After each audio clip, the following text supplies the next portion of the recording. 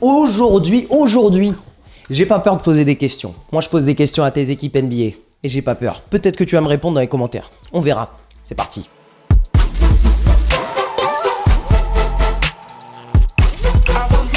Yo mon pote, c'est Ensin Samy, ton pote qui te fait découvrir le monde du sport comme tu ne l'as jamais vu. Et aujourd'hui, j'ai envie de poser une question à chaque équipe NBA. Avant le début de la saison, avant même le début des training camps, on a fini l'intersaison, je vois comment les équipes sont formées. J'ai une question par équipe. Donc on est parti. On commence par les Boston Celtics et j'ai une question pour vous. C'est quoi le plan avec Kemba Walker?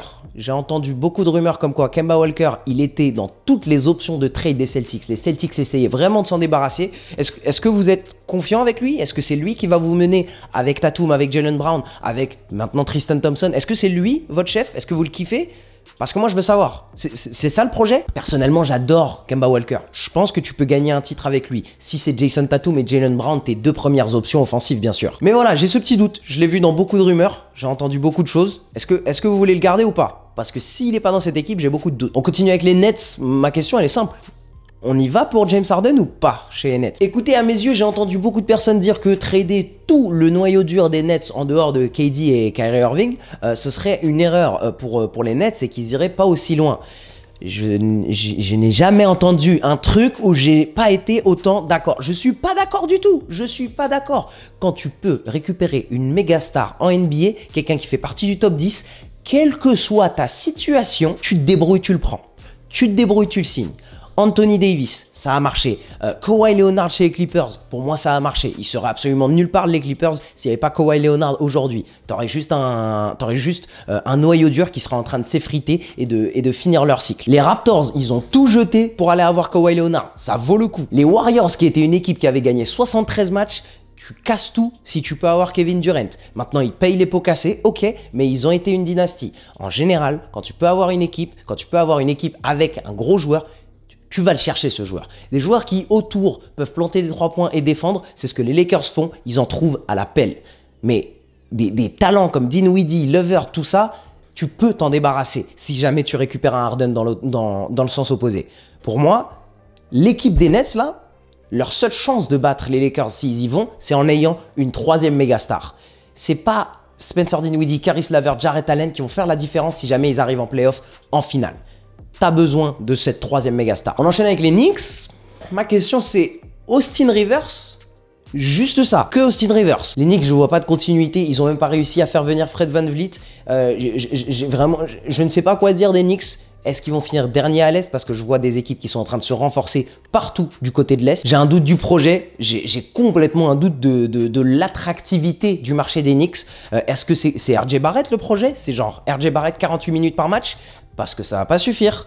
Même pour sortir du bas des classements à l'Est. Les 76ers, mon équipe favorite. Ma question est simple. On sort du process. Maintenant, est-ce que le prochain process inclut Ben Simmons et Joel Embiid ensemble?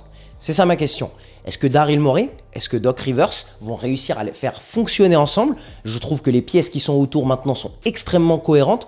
En particulier un certain Seth Curry. Terrence Ferguson, Danny Green, Seth Curry, Dwight Howard, tout ça, j'aime beaucoup.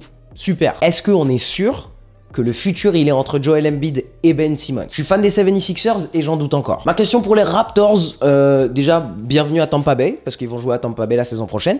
Est-ce qu'on va chercher Giannis? Parce que moi je suis chaud. Moi j'achète complètement d'aller chercher Giannis. Je sais pas s'ils ont le cash d'aller chercher Giannis Antetokounmpo. Moi je suis complètement pour. Je sais pas comment ça fonctionnerait avec Pascal Siakam, Fred VanVleet, nanana. Masai Ujiri, je doute jamais de lui. Je sais qu'il peut aller chercher une méga star. Je pense que Giannis, c'est une bonne idée pour cette équipe. Hein. Du côté des Bulls, je tiens à leur poser la question suivante. Est-ce que c'est Zach LaVine le futur? Je sais qu'il est sous contrat pour encore quelques années. Je sais qu'il s'entend pas forcément bien avec l'organisation. Zach LaVine, il vaut beaucoup maintenant. C'est pas le moment d'attendre qu'il se blesse, qu'il ait un vrai problème avec le management, qu'il demande un trade. Parce que là, la valeur baisse. Zach LaVine, il a de la valeur aujourd'hui. Si c'est pas lui le futur, tradez-le. Tradez-le. C'est pas le moment de pourrir en bas de la conférence alors que tu as un KD, Giannis qui vont dominer l'Est. Tradez-le. Cherchez un Oladipo. Cherchez quelque chose. Peut-être que vous faites un package pour Russell Westbrook, peut-être que vous faites un package pour James Harden, si vous réussissez, bravo à vous. Mais est-ce que c'est Zach LaVine le futur? Parce que si c'est pas le futur, c'est maintenant qu'il faut le trader. Pour les Cavaliers, alors je suis agressif au niveau des trades, ma question c'est pourquoi Kevin Love est encore là? J'aime beaucoup la transition des Cavaliers, il y a beaucoup de talents intéressants qui les ont rejoints.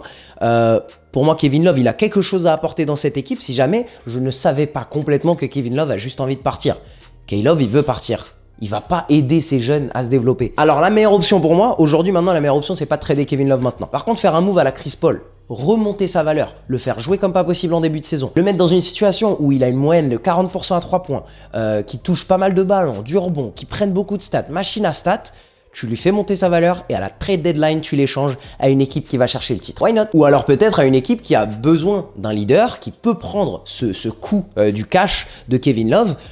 Pourquoi pas un Grizzlies qui pourrait aller chercher des playoffs et ils se disent avec Kevin Love on peut, il va nous apporter de l'expérience.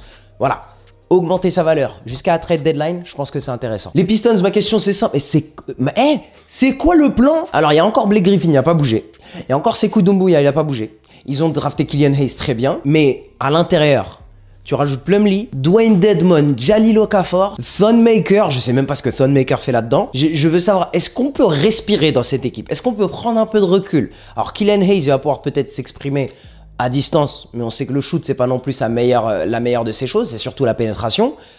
Qu'est-ce qu'on fait avec cette équipe? Et Sekou, au milieu de tout ça, il va pas bien pouvoir s'exprimer. Si c'est à lui de pénétrer alors qu'il y a déjà deux pivots à l'intérieur qui peuvent pas stretch la défense, c'est moyen. On enchaîne avec les Bucks. Ma question est simple. Est-ce que cette intersaison suffit pour garder Giannis Antetokounmpo? Jrue Holiday, Bogdanovic qui annule en plus. Le 5 de départ est très intéressant. Le banc l'est moins. J'ai l'impression, au jour d'aujourd'hui, on est encore en fin novembre, que c'est parti pour un stop en deuxième tour pour les Bucks. Si en série de playoffs, s'ils rencontrent le Heat à nouveau, je pense pas qu'ils battent le Heat. S'ils rencontrent les Nets, même sans James Harden, je pense pas qu'ils battent les Nets. J'ai vraiment envie de voir où ils vont. Mais si les Bucks s'arrêtent au deuxième tour des playoffs, j'ai un doute que Giannis reste. On a vu année après année, après année, après année, des joueurs frustrés. Alors MVP, les médias les adorent. Petite ville, mais après de la frustration, après un moment, ils ont envie de partir dans un autre management, dans une autre équipe, dans un plus gros marché, quelque chose. J'ai un doute que ça fasse rester Giannis ce qu'ils ont fait. Pour les Hornets, ma question c'est plutôt pour les fans. 130 millions pour Hayward, après le cas Batum, mais vous vous attendiez à quoi? Les Hornets, ils peuvent pas faire mieux. Ils se retrouvent dans une équipe où il y a très peu de dynamique. Au même chiffre, au même salaire proposé à un free agent, aucun gros free agent va aller à Charlotte. C'est une franchise mal gérée. Il y a beau avoir Michael Jordan là-dedans, c'est mal géré. Ça se développe pas, ils développent moins bien et ils scoutent moins bien les joueurs. Donc, tu es obligé de surpayer pour un joueur médiocre, un joueur blessé, un joueur qui a passé son prime comme Gordon Hayward. Donc je suis pas étonné, j'ai trouvé que c'était pas un mauvais move parce que tu vas continuer à dynamiser et tu vas aider le développement de tes draft picks. Pour moi, c'est ça la seule manière d'avoir du succès pour les Hornets, c'est ramener des vétérans que tu vas surpayer, c'est sûr, parce que personne ne viendra chez toi. Ramener des vétérans qui peuvent aider tes jeunes à se développer, type Gordon Hayward, pour aider à développer tous les draft picks que tu vas accumuler, comme la Melo Ball. Tu veux que la Melo Ball se développe au mieux possible, ramène-lui un Gordon Hayward qui va lui apprendre à être un professionnel. Pour moi, c'est la manière d'avoir du succès. Mais c'est pas une manière qui te fait gagner des titres. Mais par contre, c'est une manière qui fait qu'un general manager, le general manager des Hawks, des Hornets, pardon, il va se dire, ok, en ramenant Hayward, je vais peut-être tirer un peu plus de la Melo Ball, tirer un peu plus de Gordon Hayward, et je vais gagner 5, 6, 7, 8 matchs de plus cette saison. Bah 5, 6, 7, 8 matchs de plus, c'est 1 ou 2 places dans les standings et c'est 1 ou 2 saisons de plus pour le general manager. Faut aussi penser qu'il y a un general manager qui doit sauver son job d'un côté. Pour le Heat, la question est simple, c'est est-ce qu'on revient en finale? Il y a Jay Crowder qui est parti et ça, c'est dommage. J'ai beaucoup aimé qu'il re-signe Goran Dragic, mais Jay Crowder qui part, je me dis que cette équipe, elle est plus aussi bonne qu'avant. Si les Nets sont exactement ce qu'on est en train de dire, on entend que Kevin Durant est de retour et il est complètement de retour. Je doute que cette équipe soit aussi bonne que l'année dernière, mais on peut se dire aussi que les Bucks sont moins bons que l'année dernière. Si vous arrivez en finale, par contre, vous vous faites laver par les Lakers une nouvelle fois. Le Magic, ma question est simple, c'est 8e place, premier tour de playoff et exit, comme d'hab en fait. Bah, l'équipe, elle a pas trop bougé. Moi, j'ai un petit doute du côté du Magic. Je pense pas que c'est Cole Anthony à la draft qui va faire la différence. J'ai vu peu de mouvements. Et en général, une équipe qui bouge pas trop, c'est une équipe qui régresse. J'ai un doute pour le Magic. Je pense pas qu'il passe je pense qu'il passe en playoff, mais c'est premier round encore une fois. Et pour finir, on parle de John Wall. John Wall qui a demandé un trade et moi je demande pourquoi vous avez peur de trader John Wall? Alors, je sais qu'il vaut que dalle. La meilleure option, encore une fois, c'est le sujet Chris Paul. Tu le fais revenir, tu le fais briller et à la trade deadline, tu le trades. Mais avec ce contrat, tu n'auras pas grand-chose. Il ne faut pas avoir peur de passer à autre chose. Quand on a vu les Wizards menés par Bill, au moins c'est une équipe qui est compétitive tous les soirs. Ça ne gagne pas beaucoup de matchs parce que c'est pas bien structuré, mais n'ayez pas peur de quitter l'aura de John Wall et de vraiment construire autour de Bill. Et si vous pouvez récupérer Russell Westbrook, why not? Parce qu'au moins, lui, il connaîtra son rôle. Il sait que c'est pas son job de tirer à distance. Il tirera moins à distance, il donnera à Bradley Beal ses ballons à distance. Why not? Si tu as un Russell Westbrook motivé, je crois que c'est le meilleur trade possible pour les Wizards aujourd'hui. On passe du côté de l'Ouest et on va commencer par les Nuggets. J'ai une question simple pour les Nuggets. Est-ce que Michael Porter Jr. est prêt à battre les Lakers?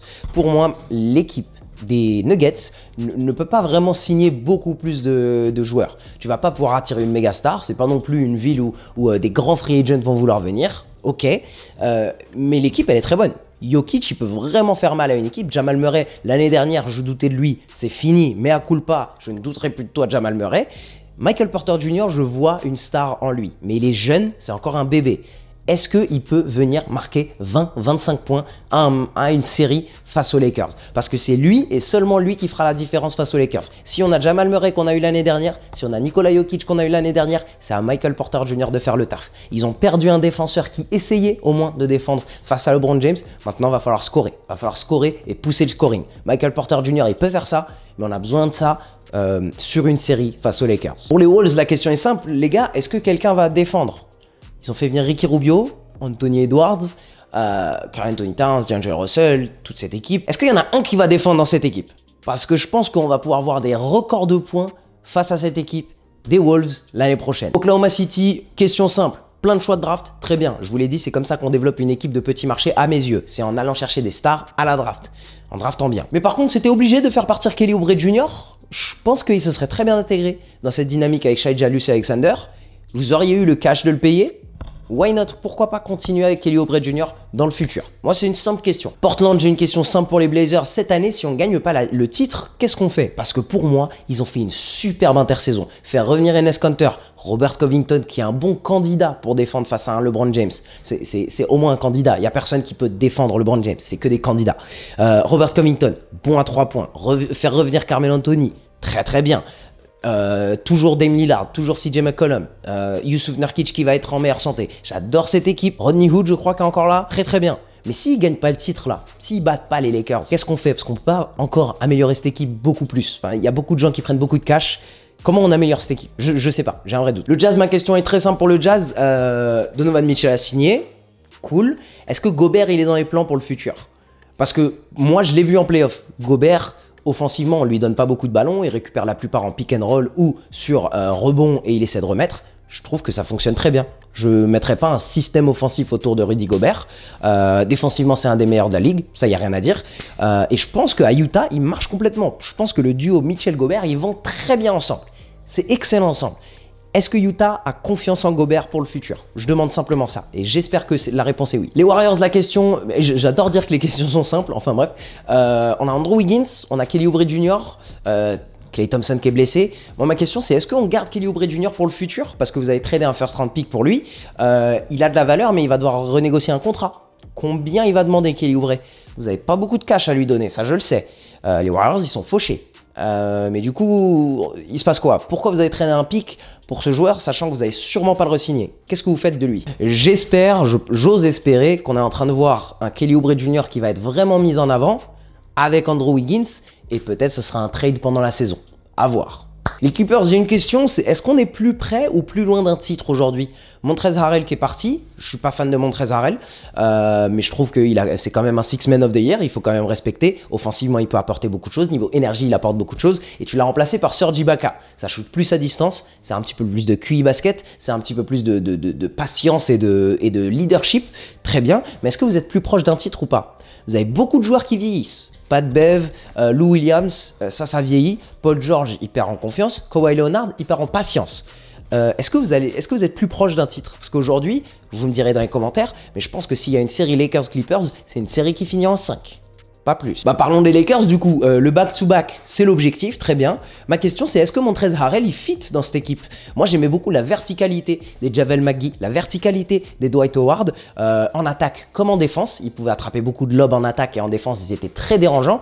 Harrell en défense c'est ni Javel McGee ni Dwight Howard. Alors je sais que c'est pas des noms très sexy après toutes les carrières qu'ils ont eu ces deux-là, mais Harrell défensivement, il va vous coûter. Enfin, ce sera pas quelque chose de ouf. J'aime bien Marc Gasol. Je pense qu'il peut un peu étirer les défenses. C'est un cerveau basket, c'est cool. Par contre, tu peux que tirer une dizaine, douzaine, 13 minutes de lui. Est-ce qu'en playoff, tu le fais jouer? Je pense que Marc Gasol et Anthony Davis, ils vont bien fonctionner ensemble.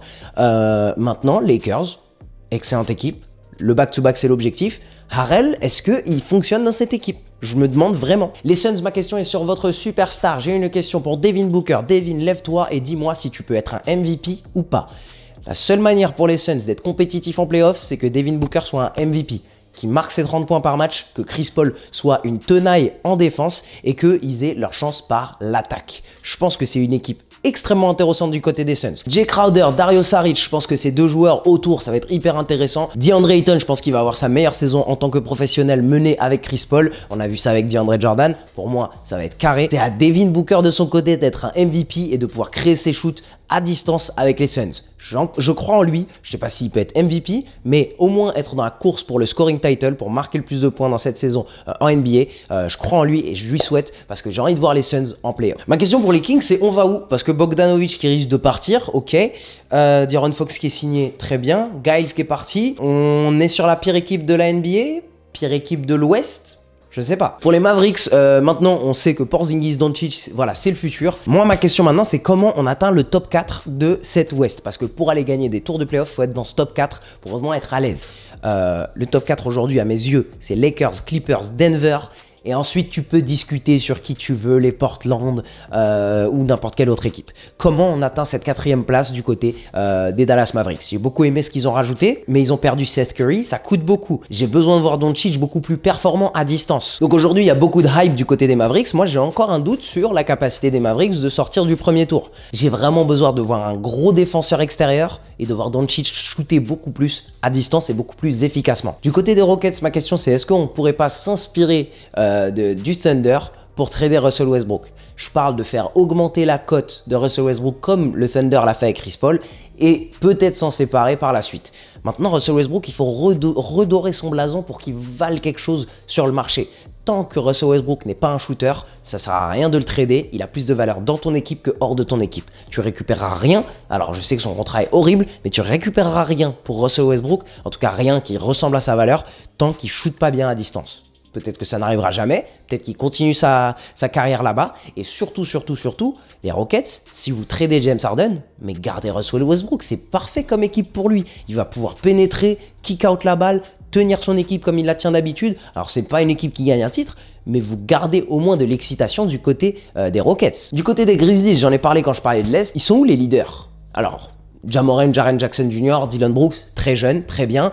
Valanciunas, je pense que c'est un très bon joueur, mais je sais pas si ça peut être noté comme un leader. J'ai besoin de quelqu'un qui a encore plus d'expérience, peut-être un champion. C'est pour ça que je pensais à Kevin Love. Maintenant, pour moi, c'est le moment de trader pour quelqu'un qui prend du cash et qui va t'apporter ce leadership à cette équipe. J'adore ce que Ja Morant peut faire. Pour moi, ça va être un excellent joueur dans cette NBA. Ça va être un All-Star dans cette NBA. Mais j'ai besoin d'un mentor qui va l'aider à grandir. Et ce mentor, c'est pas Valanciunas. C'est quelqu'un comme Kevin Love. C'est quelqu'un comme Rondo. J'aurais adoré voir Rondo chez les Grizzlies. Ça aurait été hyper cohérent pour moi. Les Pélicans, ma question, c'est est-ce qu'on peut commencer à créer une culture, s'il vous plaît? C'est simple. Zion Williamson est le joueur des Pélicans qui a la plus longue carrière chez les Pélicans de toute l'équipe. Je sais, c'est bizarre, hein, vous connaissez les autres noms, mais ouais, voilà. Zion, c'est le joueur qui est le plus longtemps resté chez les Pélicans. On a besoin d'une équipe qui reste ensemble, qui travaille ensemble, qui se développe ensemble. Et ma deuxième question, allez, je balance une deuxième question pour eux, c'est est-ce que Ingram et Zion peuvent fonctionner ensemble? Parce que la saison dernière, j'ai eu vraiment un doute. Je ne voyais pas de la dynamique entre les deux. C'est soit Zion, soit Ingram. Mais c'était jamais eux deux en même temps. Encore une fois, chaque année, je dois le faire. Je crois en Lonzo Ball. Je crois que Lonzo Ball est bon. Ça va pas être un All-Star, mais ça peut être un titulaire en NBA. Je crois en lui. Et pour finir avec les Spurs qui sont un petit peu dans le fond, pourquoi DeMar DeRozan est encore là? pourquoi Lamarcus Aldridge est encore là et pourquoi Greg Popovich est encore là. Greg Popovich est pour moi le meilleur coach que j'ai jamais vu en NBA. Il partira quand il aura envie de partir. Tu ne fous pas d'heure Greg Popovich. Mais j'ai l'impression qu'il est en fin de carrière, qu'il n'a pas grand-chose, il n'a pas envie de reconstruire. Il essaye au maximum de repousser ses Spurs vers le haut. Mais c'était dur l'année dernière. C'était une équipe qui ne s'entendait pas. C'était une équipe qui, j'avais l'impression qu'il n'écoutait pas de fou le coach. Et j'ai l'impression que DeMar et Lamarcus Aldridge ont juste envie de partir. Donc là, c'est le moment de faire des mouvements pour les Spurs. J'ai l'impression. En tout cas, l'équipe, c'était une vidéo un peu longue. Pas trop scriptée, mais je vous donne mon avis à chaud sur chaque équipe. Je vous donne mes questions pour chaque équipe. Je voulais pas noter l'intersaison de chaque équipe parce que Trash Talk, First Team l'ont déjà fait. N'hésitez pas à aller regarder leur chaîne si vous ne connaissez pas déjà. Donc voilà, j'espère que vous avez kiffé. Dans les commentaires, j'aimerais bien vous demander un truc. Mettez une question pour votre équipe NBA. Une question pour votre équipe NBA maintenant. Vous avez une question, à votre avis, qu'est-ce qui se passe? Je vous rappelle, moi, je suis fan des 76ers. Je me demande encore si, entre Ben Simmons et Joel Embiid, ça peut fonctionner. J'en ai fait un sujet entier sur une vidéo. Je doute encore, même avec les changements, même avec Daryl Morey qui vient, même avec tout ça, j'ai encore des doutes sur Ben Simmons et Joel Embiid sur le futur. Si vous avez kiffé cette vidéo, pensez surtout à mettre un pouce bleu et à vous abonner et à mettre la cloche pour manquer aucune de mes vidéos. Et surtout, prenez soin de vous et surtout, gardez l'œil bien ouvert.